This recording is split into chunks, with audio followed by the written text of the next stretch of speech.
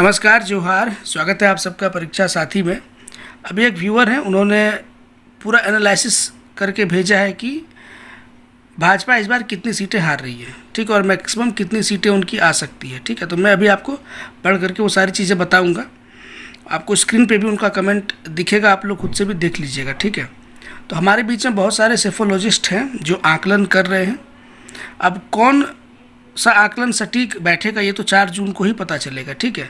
होने को कुछ भी हो सकता है, चुनाव है और इस बार का चुनाव आपको दिख ही रहा है किस टाइप का है। बाकी 4 जून तक का वेट हम सबको करना चाहिए। और आप में से कुछ लोग और अगर प्रेडिक्शन करना चाह रहे हैं तो करिए, कमेंट में बताइए। 4 जून को आपके प्रेडिक्शन की पोल खोल की जाएगी, ठीक है।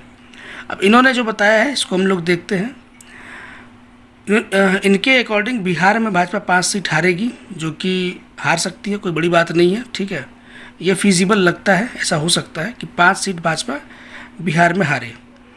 अब ये 5 सीटें एनडीए को हरा रहे हैं या फिर सिर्फ भाजपा को हरा रहे हैं, ये इन्होंने मेंशन नहीं किया है।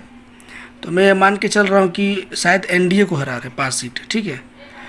हरियाणा में 5 सीटें भाजपा हार रही है।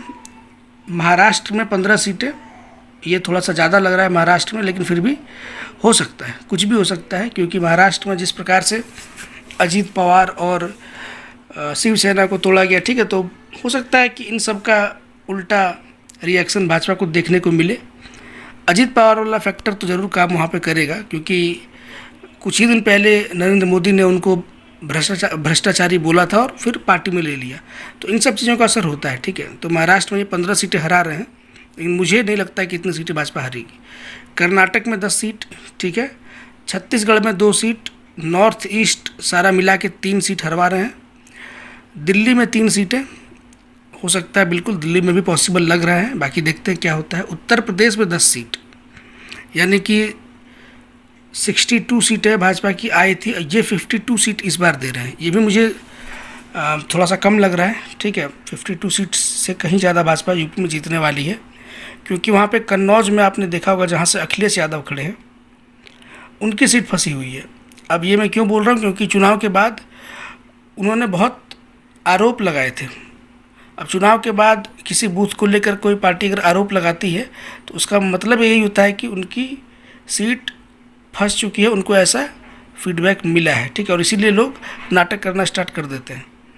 बाकी देखिए, यूपी में 10 सीटें हरा रहे हैं, हिमाचल प्रदेश में 2 सीटें हरा रहे हैं, गुजरात में भी 1 सीट भाजपा लूज़ करेगी, मध्य प्रदेश में 2 सीट, राजस्थान में 2 सीट, झारखंड में 2 सीटें हरवा रहे हैं। बिल्कुल पॉसिबल है झारखंड में भी कि 2 सीटें भाजपा हारे। उड़ीसा में 1 सीट, छत्तीसगढ़ 2 सीट, मैंने आपको बता दिया। ये कुल मिला करके टोटल 65 सीट भाजपा हार रही है, ठीक है। और ये कंपैरिजन लास्ट टाइम के चुनाव से किया जा रहा है। तो पिछली बार सिर्फ बीजेपी का 303 सीट था।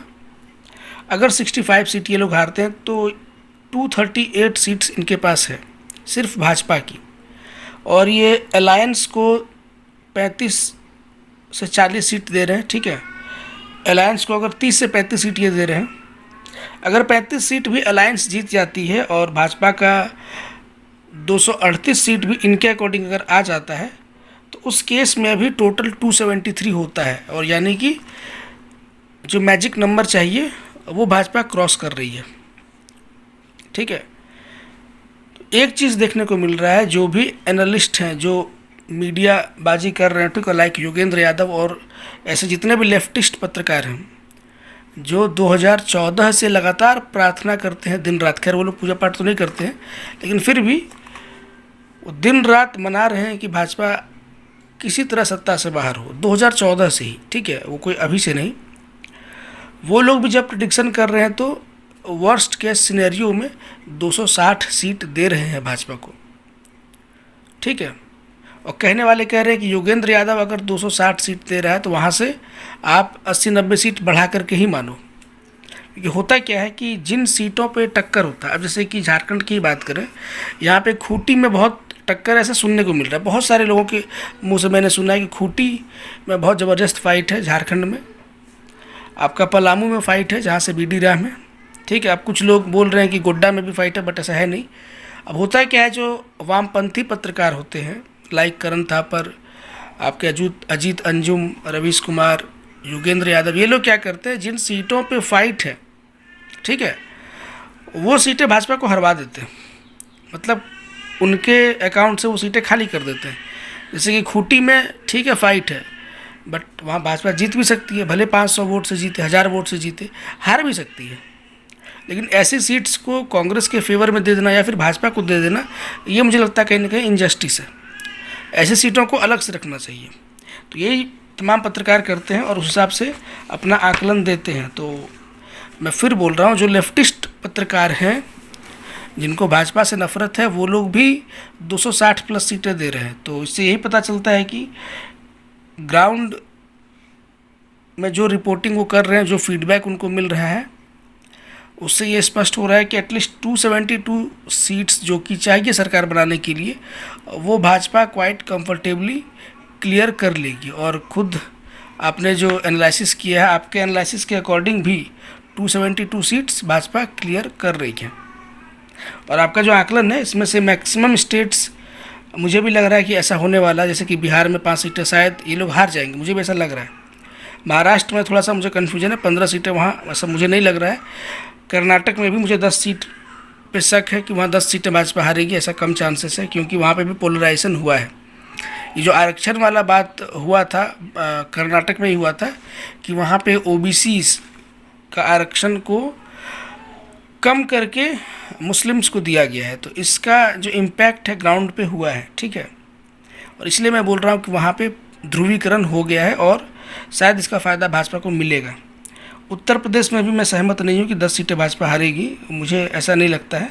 ये 3 सीटों पे डाउट है, 15, 10 और 10 वाला। बाकी आपने सब जगह जो एनालिसिस किया है कि मध्य प्रदेश में सिर्फ 2 सीटें भाजपा हार रही है, कहीं ना कहीं अचीवमेंट है।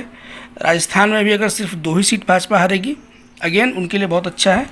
गुजरात में 1 सीट अगर हार रही है तो ठीक है, मैनेज किया जाएगा। बाकी सारा आपका सही है, बाकी देखते हैं क्या होता है, ठीक है। कुछ लोग बोल रहे हैं कि उड़ीसा में गेन करेगी भाजपा, आपने यहाँ पे 1 सीट हरवाया है। साथ ही साथ साउथ के कुछ राज्यों में जहाँ पे भाजपा का खाता भी नहीं खुला है, ऐसा सुनने में आ रहा है कि इस बार वहाँ एटलीस्ट कमल खिलेगा। शायद 1 सीट, 2 सीट, 5 सीट जो भी जीते, ये लोग जीतेंगे।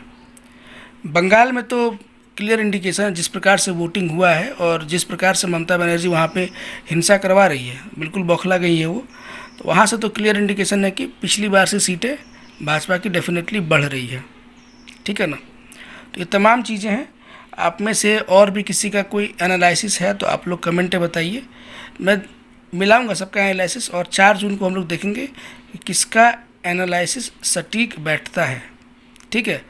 आप लोग घर बैठे ही सेफोलॉजिस्ट बनिए, और जो पत्रकार हैं, जो ग्राउंड पे जाते हैं, ठीक है, और उनके पास रिसोर्सेस है, फिर भी वो सटीक एनालिसिस नहीं कर पाते हैं, फीडबैक नहीं दे पाते। और हम लोग घर बैठ करके अगर ये काम कर देते हैं तो आप मान के चलिए कि आपके पास कितना दिमाग है, ठीक है, और आप कितना एफिशिएंट आदमी है, ठीक है ना।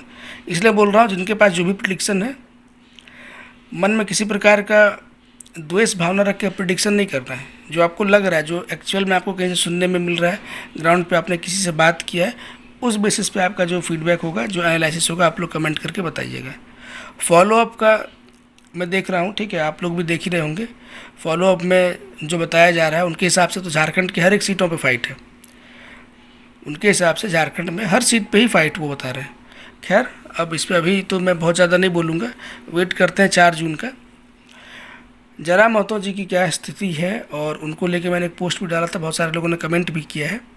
कुछ लोग मुझे कमेंट करके बोल रहे हैं कि आप तो बोल रहे थे कि जरा महतो का जमानत जब्त हो जाएगा, और अब आपके सुर बदले बदले लग रहे हैं। तो ऐसी कोई बात नहीं है, मैं उस पर एक सेपरेट वीडियो बनाऊंगा, ठीक है।